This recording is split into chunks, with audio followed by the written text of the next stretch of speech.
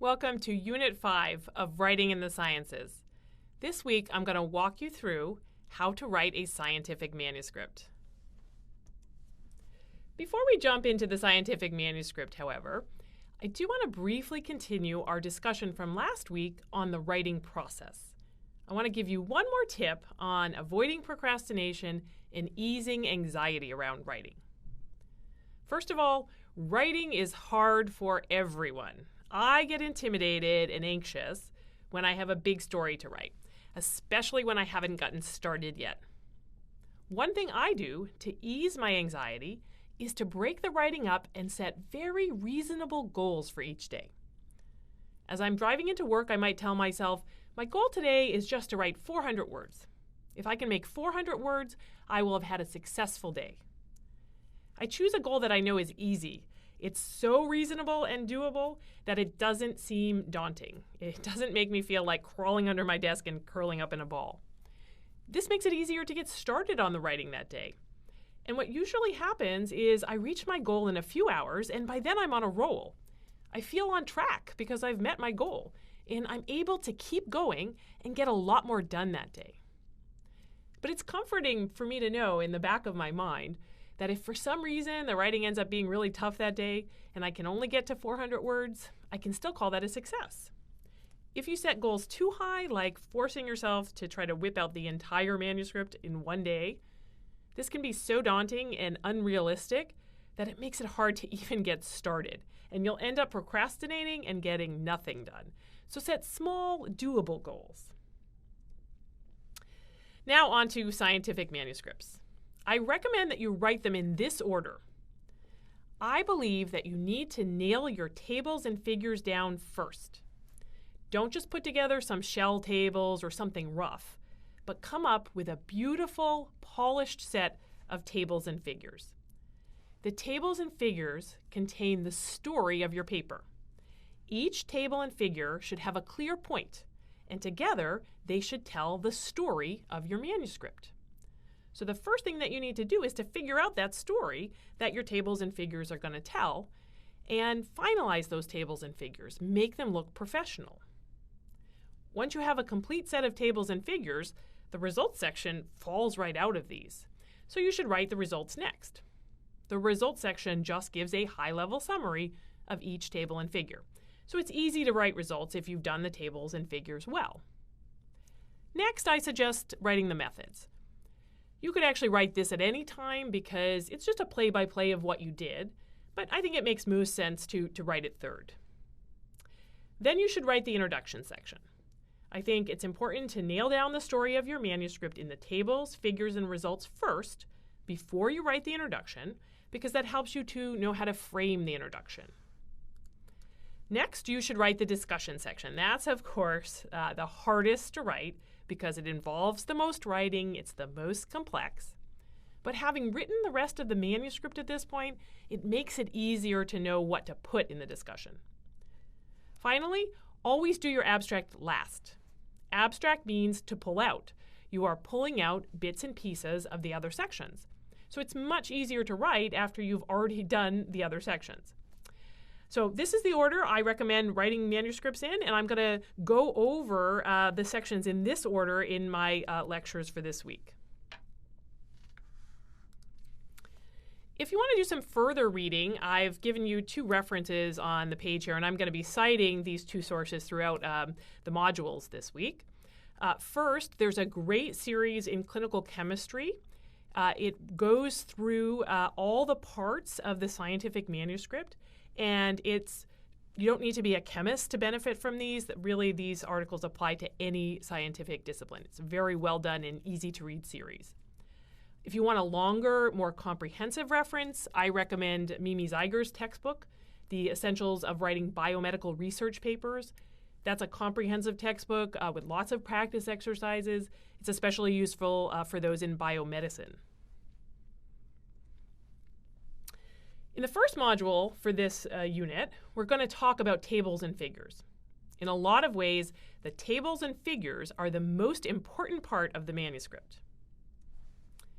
One big mistake that scientists make is they do the tables and figures kind of haphazardly. They just kind of throw the data into the tables without much thought. You need to think through those tables and figures very carefully because they form the foundation of your story. Editors, reviewers, and readers may look at the tables and figures first.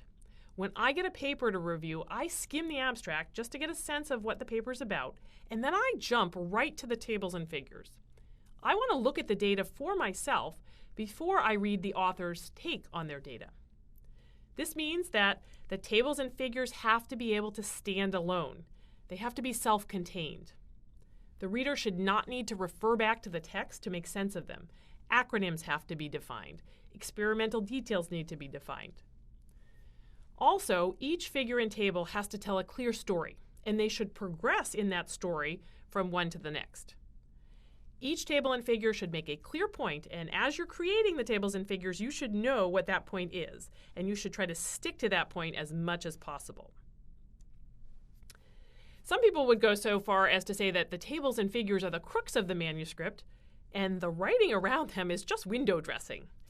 I picked out a quote here that's specifically about computational science, but just substitute the word data for the word software here. He says, an article about computational science in a scientific publication isn't the scholarship itself. It's merely advertising of the scholarship. The actual scholarship is the complete software development environment and the complete set of instructions which generated the figure. In the same vein, you could say that the data in your tables and figures is the scholarship, is the story, and the writing around the tables and figures is just advertising for them. A couple of tips on tables and figures. First of all, you want to use the fewest figures and tables needed to tell the story. Just as in writing prose, you want to be concise and to the point. Plus, scientific journals may have limits on the numbers of tables and figures that you're allowed to submit. Second, don't repeat the same data in both a table and a figure. Choose to present that data as one or the other. One of the decisions you're going to have to make is which data belong in a table and which data belong in a figure. What's the difference? Figures should have a visual impact. So if you have data that lends itself to a nice, visually appealing graphic, think about putting it in a figure. Figures are used to show trends and patterns.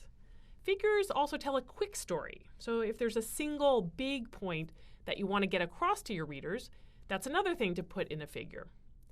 I like figures because they can give more information about the data. So if you want to show all of your data points rather than just giving summary statistics, for example, or if you want to show the distribution or range of the data, a figure works well for that. People also use figures to highlight the most important result of their paper because, again, figures are visually appealing and they can grab the reader's attention. So if there's a specific result you want to emphasize, consider putting that in a figure. Tables are used to give precise values. In a figure, you don't usually convey the precise value down to the decimal place. So if you think those precise values are important, you need to put them in a table. And of course, if you have many values with many variables that you need to display, a table is better for displaying a lot of information. Now let's talk about the format of tables. Every table has a title, which should identify the specific topic or point of the table. Remember, every table tells a story, and the title should give a quick synopsis of that story. Be sure to repeat the same key terms in the table title, the column headings of the table, and in the main text of the paper. Be consistent so that you don't confuse your reader. Remember, it's okay to repeat keywords. You want to repeat them so that your reader doesn't get confused. You also want to keep the table title concise. An example title would be descriptive characteristics of the two treatment groups, and then means, plus or minus, standard deviation, or n%. This tells the reader the point of the table to describe the two groups and lets them know what statistics to expect. Tables also have footnotes, and different journals have different rules for what symbols to use for footnotes. Some journals might use stars, whereas others might use letters, A, B, C. Don't try to guess. When you are starting to build your tables and figures, identify the journal that you plan to submit the paper to, and then pick up a published article from that journal and copy the footnote symbols used in the example. Each journal has its own set of guidelines, and the best way to figure out those guidelines is either to read the author's instructions that the journal puts out, or even easier, just pull a paper from that journal and copy the format in their published papers. If you're using footnotes to indicate statistically significant differences, make sure to be clear about exactly what comparisons were made, which groups were compared, and what statistical test was used. Also, use the footnotes to explain experimental details or acronyms. Again, the table has to stand on its own, so any acronyms or definitions or measurement conventions have to be defined within the table. The reader should not have to go back to the text to look those up. In formatting tables, there are a ton of little decision points you have to make, like, do I capitalize the variable names in the table? Do I flush them left or center? Do I use italics? Where do I put the footnotes? What are the footnote symbols? Don't guess. Don't try to reinvent the wheel and make all this up from scratch. Just go pull a published paper from the journal you are targeting and copy what you see there. Every journal has its own set of style guidelines. You might as well make your tables look like other published papers in the journal you're targeting. Reviewers and editors are impressed when they see professional-looking tables in that journal's style. Another thing to keep in mind is that the convention for most journals is that tables contain just 3 horizontal lines, one above the column headings, one below the column headings, and one below the data. A lot of people are unaware of this, so they put in many more lines than this, and it ends up looking unprofessional. Here's an example table with some made-up data. When my daughter was 2, The Wizard of Oz was her favorite movie, and there's a line in that movie where the good witch asks Dorothy, "Are you a bad witch or a good witch?" So they have bad witches and good witches in Oz. So I made up some pretend data on bad witches and good witches. In my hypothetical study, I have 13 bad witches and 12 good witches. I've measured their descriptive characteristics and put it into a descriptive table, which is your typical table 1 for a medical study. This is what a typical table looks like. Notice the 3 horizontal lines, one above the column headings, one below the column headings, and one below the data before the footnotes. That's how most journals format their tables. Notice that this table has a simple clear point to compare the 2 groups of witches, and we can quickly glean what's different about the 2 groups. Bad witches are older, less healthy, and somewhat less employed. Some journals will also gray out every other row to help readers distinguish one row from the next. Notice there are still just those 3 horizontal lines, but the shading helps guide the reader's eyes. This also looks very professional. Now I'm going to show you some things that you should avoid doing in your tables. Okay, first of all, I mentioned earlier the importance of getting grid lines correct. You should have just those 3 horizontal lines. Here's a table in which they have included all of the grid lines. And it might seem like a minor point, but the problem is that the table looks unprofessional. This is not how tables appear in journals. I make a big point of this with my students at Stanford because I've reviewed many papers over the years. And at some point I noticed that papers with tables like this, with all the grid lines, tend to have lots of problems elsewhere in the paper. Maybe using all the grid lines like this is more common among new authors who don't have much paper writing experience, or maybe it's just a mark of general sloppiness, but I noticed this correlation between the presence of the grid lines and problems elsewhere in the paper. So when I flip the tables to the tables and I see all those grid lines, there's a red flag that goes off in my head. I automatically expect that the paper is going to have other problems.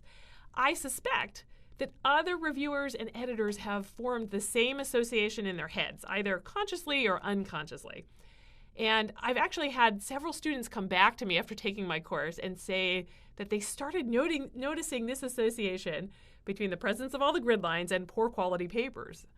So you don't want to make this mistake because it's a red flag for reviewers and editors. It might seem like a trivial thing, but it signals to reviewers and editors that your paper is sloppy and unprofessional.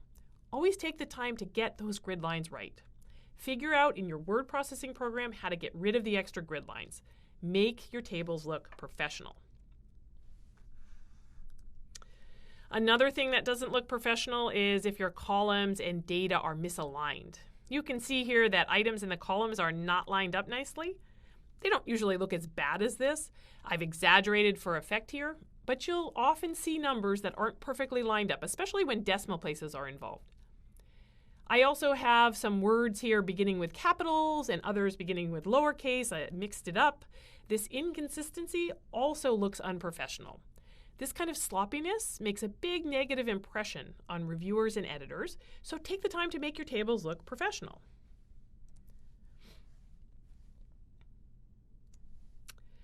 Another problem I see with a lot of tables is people love to go out to a ridiculous number of significant figures. I think that's because if you put something like age into your statistical analysis program, your computer will spit out values like the average age or the average BMI to several decimal places. And then people just cut and paste the value into their tables without thinking about it. But we don't need to know BMI to the third decimal place, and it just clutters the table. Plus, we may not have measured BMI this precisely. You should only go out to as many decimal places as you can claim as significant figures. So if you only measured BMI to one decimal place, your summary statistics for BMI should not have more than one decimal place.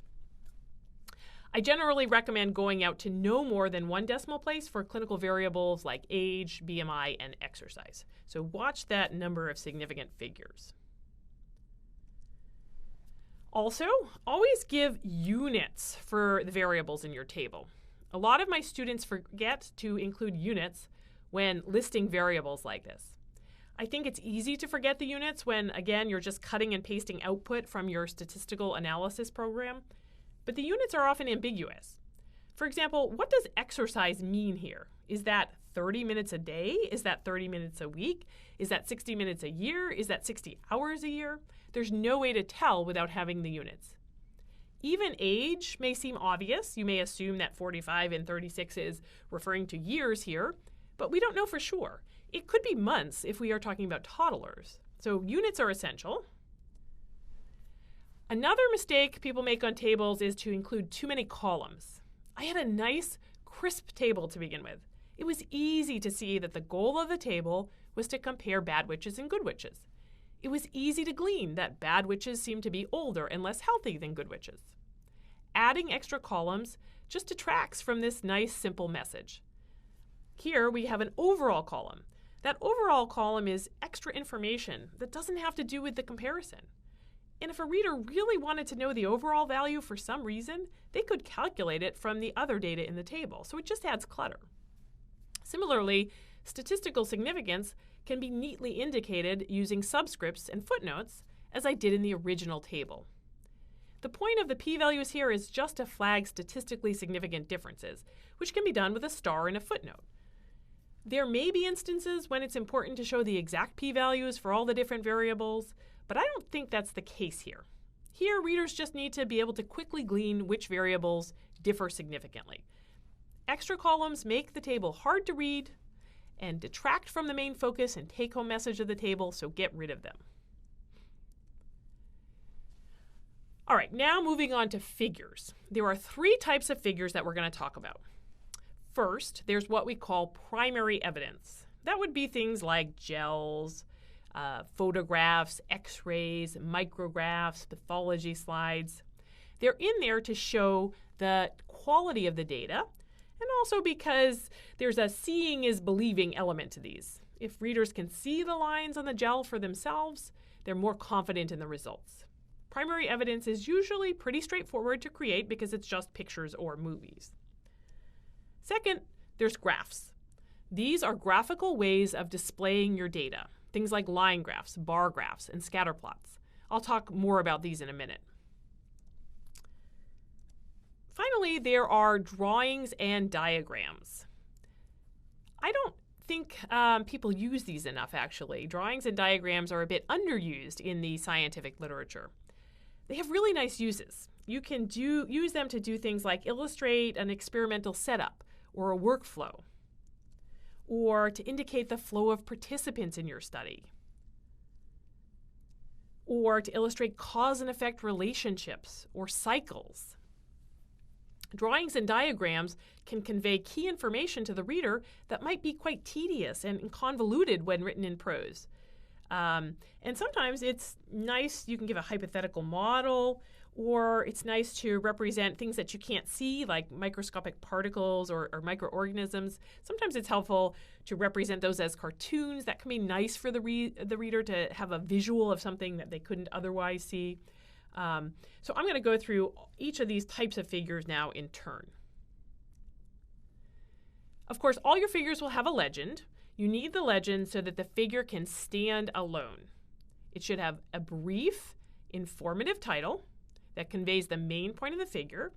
It should contain essential experimental details so that the reader doesn't have to go back and read the main text. You'll also have a legend to define symbols, lines, or patterns, or to explain what's in different panels, if you have like an A, B, C, D, and E panel. Or if you want to get, you're going to need also to give statistical details, such as what tests were used and what the p-values, where did those p-values come from, what the p-values were. Here's an example of a figure legend. This is from a study that found that tomato and Arabidopsis plants kind of eat microbes, such as E. coli bacteria.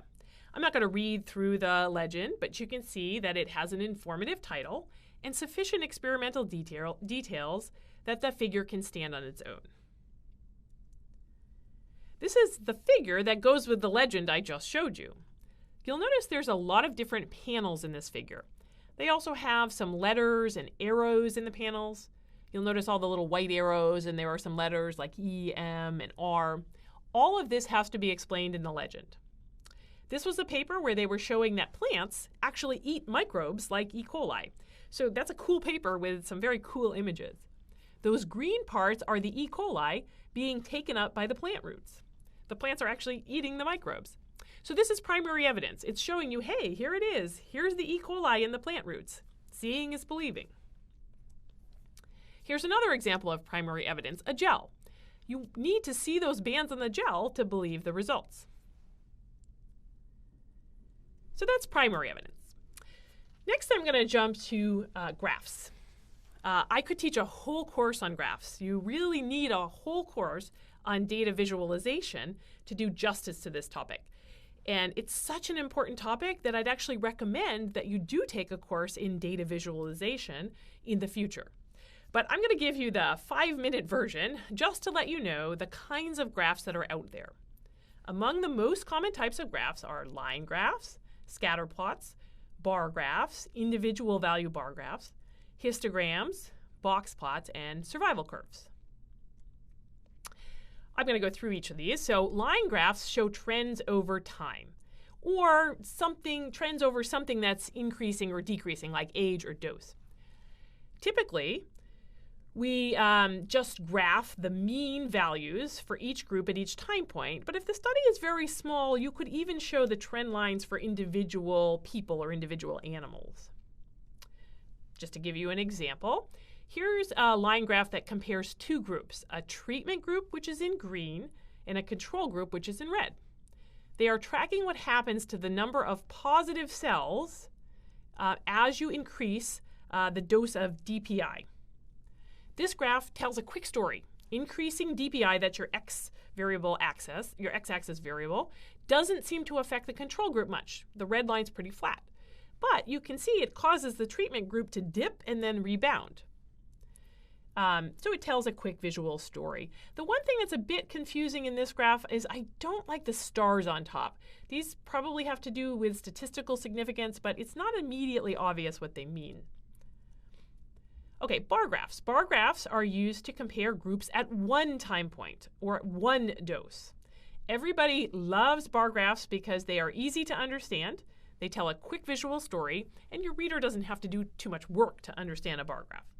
So here are some examples. This was from that study looking at tomato plants eating E. coli. They have 2 controls and a treatment. And the treatment group clearly takes up more E. coli. They incorporate more of the microbes.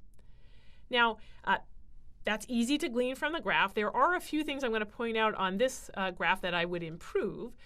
For example, it's not immediately clear to me what the A, B, and C mean. If possible, it's best to not make the reader have to go to the legend to figure that out, make it something more obvious. It's also not terribly beautiful visually because they've left the bars with white spaces.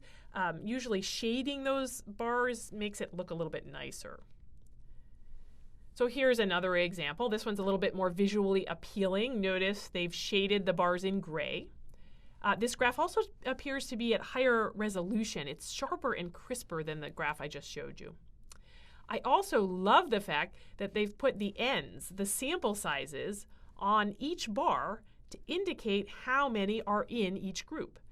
Normally people leave this information off, but it's so important for the reader to have that information at their fingertips that I love to see it put on the graph like this. So this is a nice bar graph that has a clear take-home point. The outcome, averaged degree, is increasing over increasing concentrations. Next, scatter plots. Scatter plots are used to show relationships between two variables, usually two continuous or two numeric variables. I love scatter plots because they show all the data. Most graphs and tables just show summary statistics, but you don't get to see all the individual data points. The scatter plot is great because it shows everything about the data. It shows all the individual data points, so it gives you more information. It really gives the reader a sense of what's going on in the data instead of just giving one perspective on the data. In a way, it shows all the dirty laundry. So I like scatter plots because you can see those individual data points. Let me give you some examples. This scatter plot is from a study that was looking at high-grade and low-grade brain tumors. The high-grade tumors are in red, the low-grade tumors are in blue. And the graph shows the correlation between expression levels of a particular gene, that's on the x-axis, and levels of the biomarker CD44, that's on the y-axis. You can see that you're getting a lot more information from a plot like this. The high-grade tumors in red have a higher level of both the gene expression and the CD44 biomarker than the low-grade tumors. You can see the red is more in the upper right-hand corner than the blue is. But what you can see here that you wouldn't be able to glean from summary statistics is that there's a lot of variation in that red group. Some of the people in the red, or the tumors in the red group, have very high levels of both, but we also have tumors that have low levels of both. So there's high variation here. You'll also notice that the relationship between the gene expression and the biomarker, it's not a straight line relationship. It's a bit curved. So you can see that the shape here is not exactly a total linear relationship. So I love scatter plots because they give you so much information. Again, you're kind of airing your dirty laundry, but that allows the reader to get a really good feel for what's going on in your data. One caution on scatter plots, though. If you are going to superimpose either straight lines or curved lines like they have here, just be aware that these lines can fool the eye. In the plot I'm showing here, there is a clear straight line relationship between x and y. So it's perfectly appropriate to superimpose a straight line, a regression line on that plot. But be careful because sometimes lines can fool the eye. So I'm going to show you that now. So here's a scatter plot that I made. I just made up some data, an x variable and a y variable. And then I superimposed a line on that. If you just glance at this quickly, it looks like there's a nice inverse relationship between x and y, right? It's actually an illusion, though. X and y are completely unrelated, but I superimposed a line slanting down 90 degrees, and it draws your eye in such a way that it makes you see an inverse relationship between x and y. It makes it appear that those two have an inverse relationship. And just to show you that this is really just a visual trick, I also superimposed a 90-degree line in the positive direction. And notice that this is the exact same scatter plot, but when I put the line in the other direction, all of a sudden your eye starts to think that there is a positive correlation between x and y. But of course, both of these are just your eye being fooled, because if I take the lines off of this graph, you can see that there is actually no relationship whatsoever between X and Y. So it's easy to, to fool your eye. Be careful when you're superimposing lines because it can make relationships look stronger than they really are, and this can be misleading. A few tips for graphs. Again, graphs are supposed to tell a quick visual story, so you want to keep it simple. You want to make it easy on your reader. Instead of representing different groups with arbitrary symbols such as filled-in circles or unfilled circles or squares or triangles, try to be a bit more clever than this. For example, if you have a treatment group and a control group, label the graph with T's for treatment and C's for control. This is much easier on the reader because they don't have to keep referring back to the legend. Also, use different colors for different groups. When I learned to make graphics, we used to have to use dashed lines and solid lines to distinguish groups because you had to assume that your paper was going to be read in black and white. People would copy papers out of journals, and the copies would always be black and white. Well, now we're in an era when you can use color. Most everyone is reading papers on an electronic device, so you can go ahead and use colors to distinguish different groups. That's much easier on the reader. Keep in mind that if your figure turns out too complex, maybe you should consider putting that data in a table instead. So let me give you some examples. Here's an example. The line graphs on the left side of the slide are quite nice. I like those line graphs. You can see that there are 4 groups, and the proportion of cooperation, that's your Y variable, is going down over time in all the groups except one. That group in red seems to be different than the other 3 groups in terms of the trajectory. So that line graph tells a nice story. But then the authors also added a bar graph to the figure on the right-hand side, and this is summarizing the same data that are in the line graph. What they did is they averaged sessions 5 through 10 so that they could show that the red group was on average in those 5 sessions statistically higher than the other 3 groups. The stars are supposed to be indicating statistically significant differences here. But it's very confusing. Those stars, it's not clear what comparisons they're referring to. Plus, seeing the data points from the individual sessions is much more informative than just seeing an average of an arbitrary number of sessions. So I don't think you gain anything by adding the bar graph to this figure. It just serves to clutter the graph and confuse the reader. The authors could have just added a star somewhere on the line graph to indicate that the red group differed from the other 3 based on a statistical test that compares the trajectories over time. One other tip here, notice that the line graph uses squares, triangles, diamonds, and circles to differentiate the different groups. It's a little hard on the reader because the reader has to keep looking back to the legend to figure out which group is which. Maybe the authors could have labeled the group names on the graph somewhere or used more informative plotting symbols. Here's another example where the graph has too much going on. It's not telling a clear and simple story. The bar graphs are too cluttered, there's too much data, there are no clear patterns, so it's not obvious what the take-home point is supposed to be. If the data are this complicated, you may be better off presenting them in a table rather than a figure. A figure is supposed to tell a simple visual story, and I don't think this one accomplishes that. This figure is from the same paper, same problem, has the same problems. Finally, I'm going to jump now into diagrams and drawings. You have diagrams and drawings at your disposal, and these are underused, I think, in the scientific literature. They can be very powerful. For example, many things don't lend themselves well to text, such as explaining the flow of participants in a study or the details of an experimental setup. Often a picture is better for conveying this information. Also, if you have some kind of hypothetical cause and effect model that you're trying to propose, a diagram is great for indicating how you think those variables interact, especially if the relationships are complex. This may all be better put in a picture than trying to explain it in some complicated text. Also, if you're talking about something people can't see, like viruses or proteins or antibodies, a cartoon can help your reader visualize what you're talking about. So think about in your paper if there's places where you could use a diagram or drawing to your advantage. I'll give you some examples. So here's a figure from a paper that was looking at drug company advertisements in journals. This drawing sums up the typical layout of an advertisement. So you see that at the beginning, at the top of the advertisement page, you get the picture of the happy physician or happy patient, and then you get at the bottom right-hand corner, you always have your Kaplan-Meier survival curve. A picture is worth 1,000 words here. If you tried to describe this setup in prose, it would be uninteresting to read. It would be boring to read, and it would be much harder to convey that information. This is visual information, so might as well put it in a drawing. I love this diagram. This was in a paper describing dog bites and cat bites in human patients. Rather than just sticking the data into a boring table, the authors were clever enough to put it in a picture.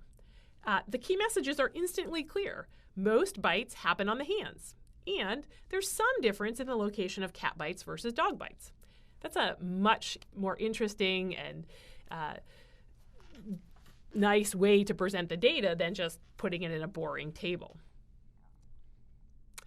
Diagrams are great for drawing causal diagrams like this. You can see how this is much simpler to present in a diagram than to try to explain all those relationships in prose. And finally, here's a cartoon illustration of the creation of some novel antibodies. Again, the picture is really helpful to the reader in understanding how these antibodies are built. And the final thing I want to mention is that nowadays, you're not just limited to tables and figures. Your papers can have videos. This is back to the paper on plants eating microbes for nutrients. Seeing is believing applies even more for movies than for still pictures. So we can play this little video and actually see the microbes being taken up by the plant.